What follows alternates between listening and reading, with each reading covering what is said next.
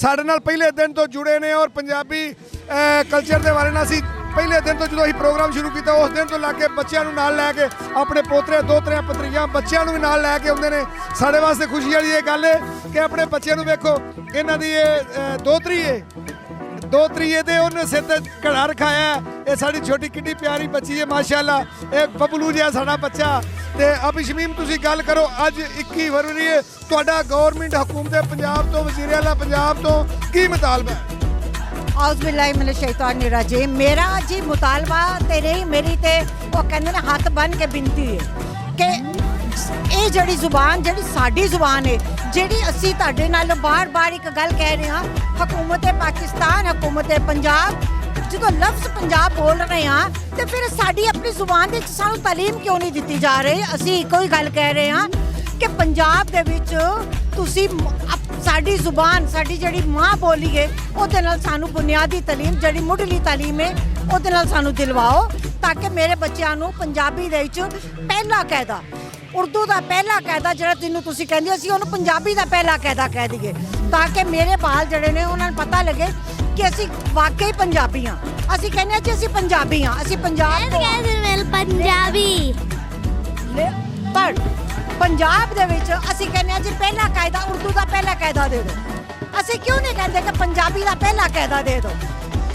हुकूमत पंजाब ने इस गल को अजे तक नहीं उस तरह ऑन किया, लेकिन पिछले 15 साल तो मैं अपने स्कूलों के पंजाबी जुबान का कायदा लगा दिता है और वो पंजाबी कायदा लाने तो बाद मैनू आप पंजाबी नहीं सी आती, लेकिन अल्हम्दुलिल्लाह पिछले 15 साल तो जदों दी इस जुबान के नाल जुड़ी हाँ, जदों दा इस जुबान मेरा ईमान बनिया उदों दा मैं अपने नहीं अपने बच्चों दोतरे पुतरे जिहड़े कि इंग्लिश बोलते सन उन्होंने भी मैं पंजाबी सिखाई है और अल्हम्दुलिल्लाह तुहाडे सामने कि मेरिया धीआं मेरे पोतरियां मेरिया दोतरियां मेरे नाल ने।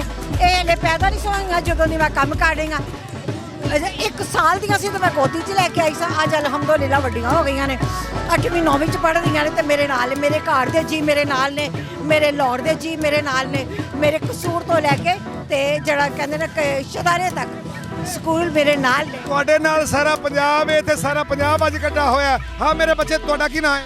ਅਮਨ ਮੁਨੀਰ। ਤੇ ਤੁਹਾਨੂੰ ਕਿਵੇਂ ਲੱਗਾ ਅੱਜ ਦਾ ਇਹ ਤੁਸੀਂ ਆਏ ਹੋ ਪੰਜਾਬੀ ਕਲਚਰ ਦੇ ਪ੍ਰੋਗਰਾਮ ਤੇ, ਤੁਹਾਨੂੰ ਕਿਵੇਂ ਦਾ ਲੱਗਾ?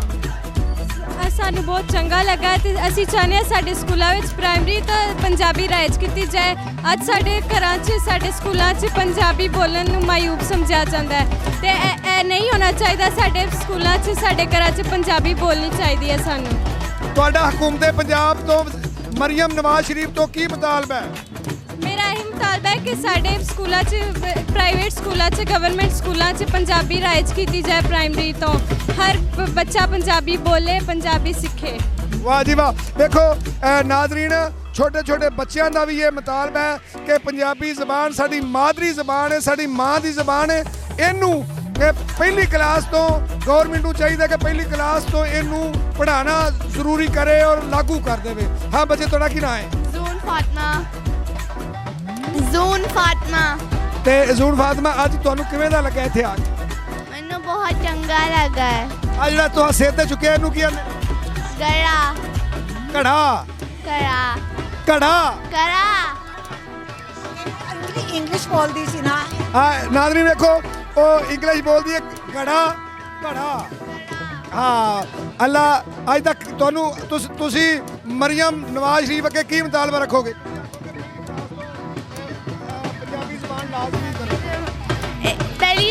पहली क्लास से लेके सारी क्लासों तक पंजाबी सिखानी चाहिए, सारे बच्चों को पढ़ानी चाहिए, सारे बच्चों को।